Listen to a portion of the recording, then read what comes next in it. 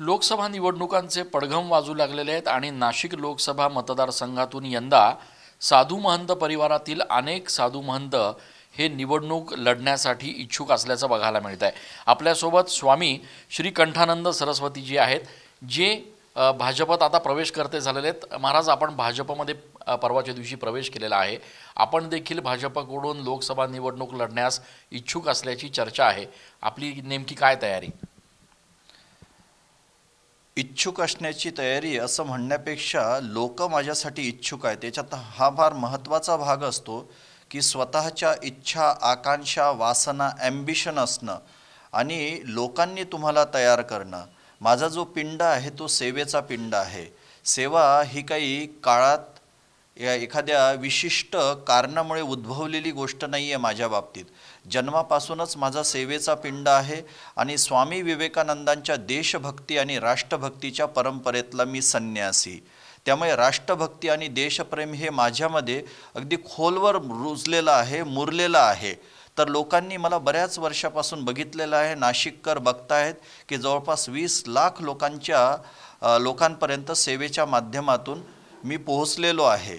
तर हे बघून लोकांनी इच्छा व्यक्त केली की स्वामीजी, जर तुम्ही सिस्टमच्या बाहेर राहून जर नाशिकसाठी एवढं मोठं सेवा कार्य उभं करू शकता, लोकांना तुम्ही आरोग्य सेवा प्रदान करू शकता, रोजगार निर्माण करू शकता, बेघर लोकांना आश्रय देऊ शकता, कितीतरी लोकांना तुम्ही जीवनामध्ये स्थापित करू शकता। आपले जे माल न्यूट्रिशन प्रोजेक्ट आहे, माल न्यूट्रिशनच्या माध्यमातून कितीतरी लोकांपर्यंत आपण पोहोचलेलो आहोत।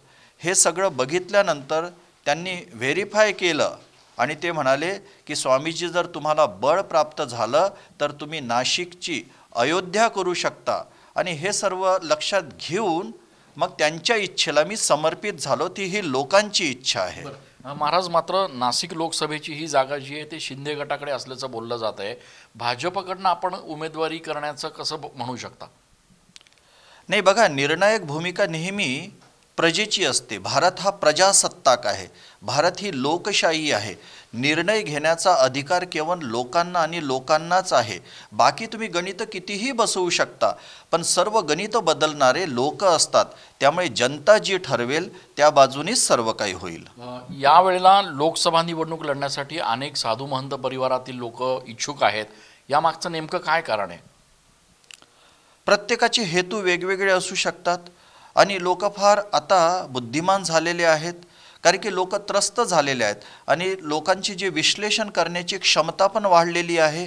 आणि लोकशाही असल्यामुळे प्रत्येक व्यक्ती स्वतःला प्रस्तुत करू शकतो, पण प्रत्येकाचं विश्लेषण झालं पाहिजे, प्रत्येकाची चीरफाड झाली पाहिजे, हेतू समजून घेणं आवश्यक आहे।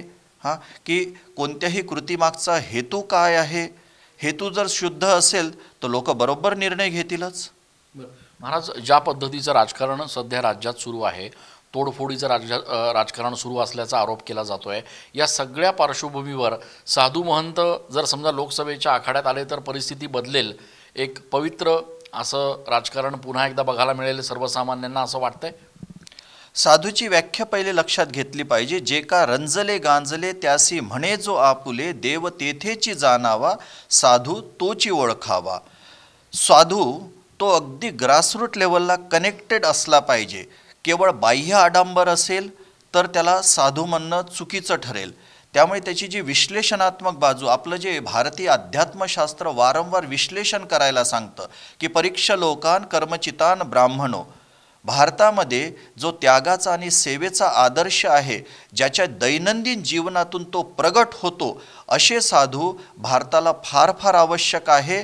आणि त्यागी व सर्वस्व त्यागी, ज्यांना कुठल्याही प्रकारचा मोह नाही आहे, तळागाळाशी जे कनेक्टेड आहेत, ज्यांच्या जीवनामध्ये आडंबर नाही आहे, अशा साधूंची, त्यागी व सेवाभावी साधूंची देशाला फार फार गरज आहे। आणि अशा लोकांमुळे देश नक्कीच बदलेल। खूप खूप धन्यवाद महाराज। श्री कंठानंद महाराज यांनी आपली भूमिका जी आहे ती या ठिकाणी स्पष्ट केलेली आहे। भाजपमध्ये त्यांनी प्रवेश केलेला आहे आणि आगामी लोकसभा निवडणुकांसाठी ते आता तयारी देखील करत आहेत। त्यामुळे आता भाजपच्या वरिष्ठ नेत्यांकडून या संदर्भात नेमका काय निर्णय घेतला जातो हे येणाऱ्या काळामध्ये स्पष्ट होणार आहे। कॅमेरा पर्सन प्रसादसह मी चंदन पूजाधिकारी, TV9 मराठी।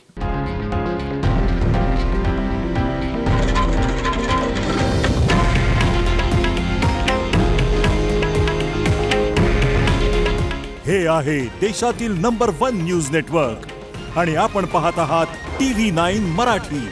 काळजी तुमची, हित महाराष्ट्राचं.